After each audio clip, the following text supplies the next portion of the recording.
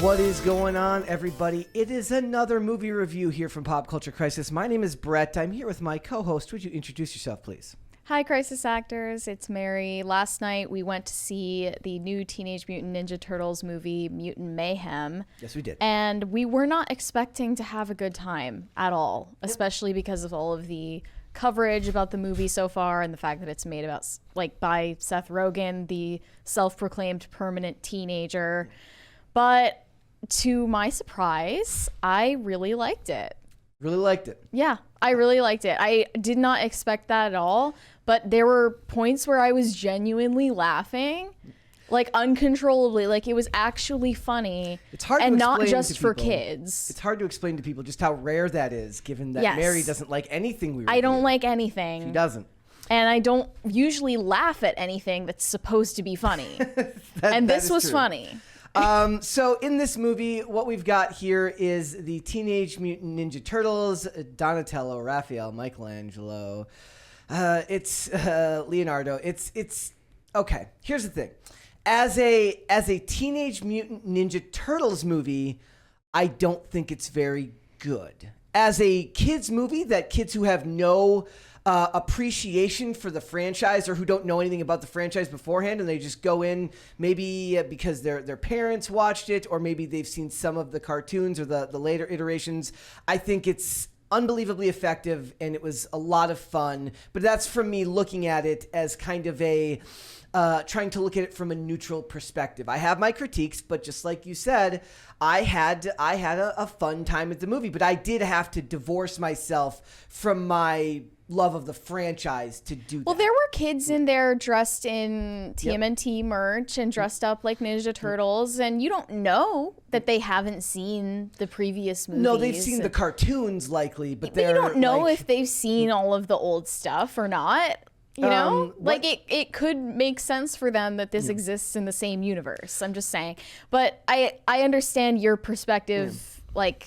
You like the franchise. Yeah. I am totally unfamiliar with the franchise, but what ways did it depart from the source material that it shouldn't have? Well, first things first. Let's give them a breakdown of the story first. So in this movie, you get introduced to the Turtles. You get a backstory, a revised backstory, but we'll get into that. And they are teenagers living under the sewers, and they want to be accepted by the real world. They want to come out and experience the real world. They want to go to high school. That's what they really want. They want to go to high school. I don't know why you'd want to do that, but they want to go to high school. But Splinter has imparted in them his own deep dislike for humans that they don't share, but they hear it from their dad, Splinter the rat, that humans are evil and awful and they will never accept them. And so you get set on this journey where they meet April O'Neil and they have to bring down Superfly, played by Ice Cube, to save the city and then hopefully be accepted by the human beings. And there is your premise. Ice Cube was great as Superfly. He was my favorite part. I think the one thing they obviously messed up here is making April O'Neil fat and ugly, obviously. But and obviously the race swap is politicized too. But I guess it makes more sense when she has something to relate to with the mutants of wanting to be accepted. If she were some hot Megan Fox or Paige whatever, Turco. If she were hot, Judith you Ho. wouldn't find it believable that she doesn't fit in at school and that she wants to be liked by people. That bothered me less than Splinter's origin story. I did not need for them to turn Splinter into someone that hates humanity. In the original movies, Splinter simply points out to them, look, the outside world won't understand you. They won't be able to understand you. And it's actually echoes very similarly, similar in this movie, Splinter hates humanity and so does Superfly, right? But they have different approaches to how to deal with that.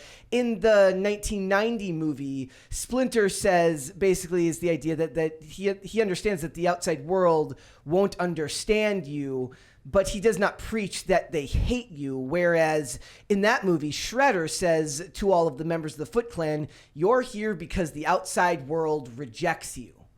which is more akin to a villain because Shredder is a villain.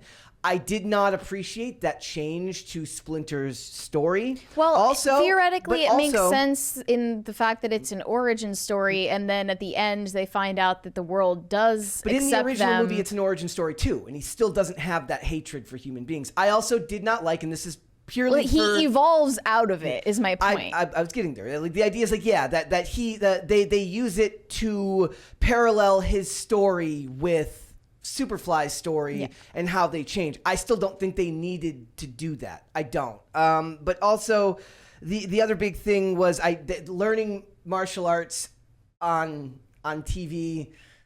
Just no. They were going for the 80s nostalgia factor a little bit. And a little bit of a callback to the fact that a lot of people learn things on YouTube now. I thought that was a change that didn't need to be there, and I thought that they could have called back to. But there were a lot of very, 2023 references. Yes, there were a lot of pop culture references. They use the word Riz. They talk about TikTok. And that's going to seem dated in probably just a few years. That's why I made the point that the music in this movie is almost all old school hip hop, because old school hip hop is timeless, whereas all of the pop culture references, even the phones, will look dated in a couple of years because that's the way of the world. Another critique I have, though, the turtles themselves, their personalities are all they're not very distinct to me.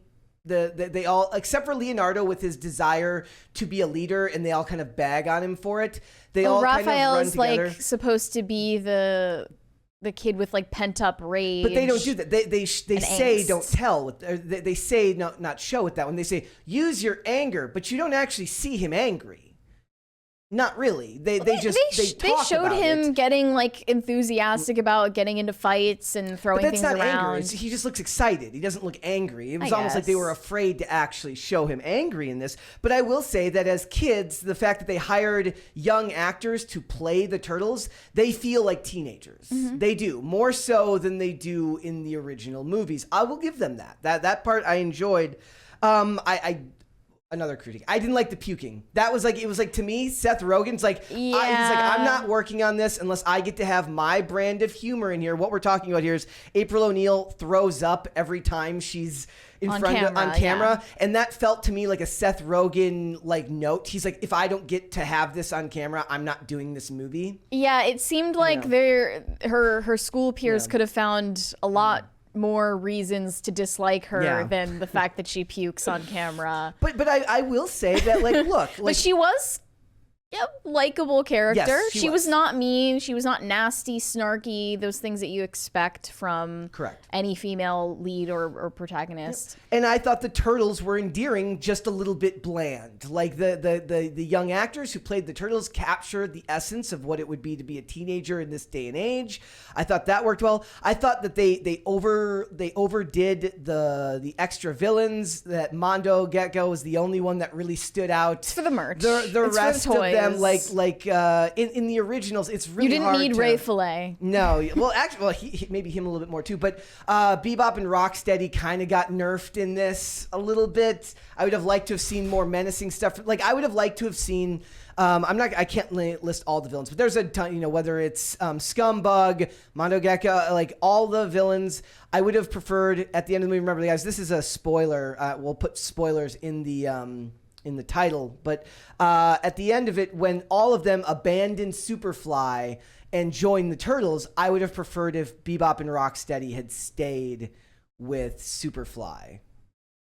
Because they're bigger, they're more menacing. The rest of them, I can actually buy that they're like, oh, they're not that bad, right? Like, but then they realized that they were so angry all the time because they were angry at Superfly, so they had to lash out at Superfly. You are 100% correct that Ice Cube stole the show in this movie. He's so good in this film. New York, baby.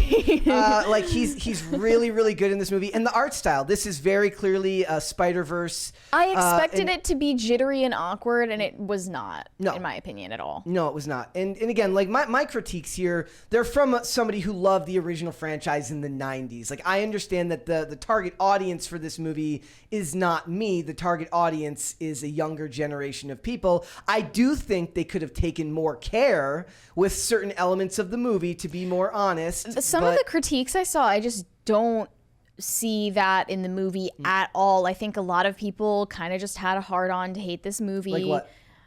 And well, okay, one thing was they said all of the turtles just seemed like incompetent, weak, and afraid the entire time, and they never got into fights, and that's just not true. They took out the and bikers. That they seem to fine. like disrespect Splinter in like a malicious way. Like the way that they disrespect Splinter is that they're going around behind his back, but they're doing it like teenagers would. Yeah. And if their personalities seem to kind of blend together, it's probably just because teenagers don't have as distinctive voices or personalities as they do when they're adults. But in the art of storytelling, you can change that. Yes. You don't, yes.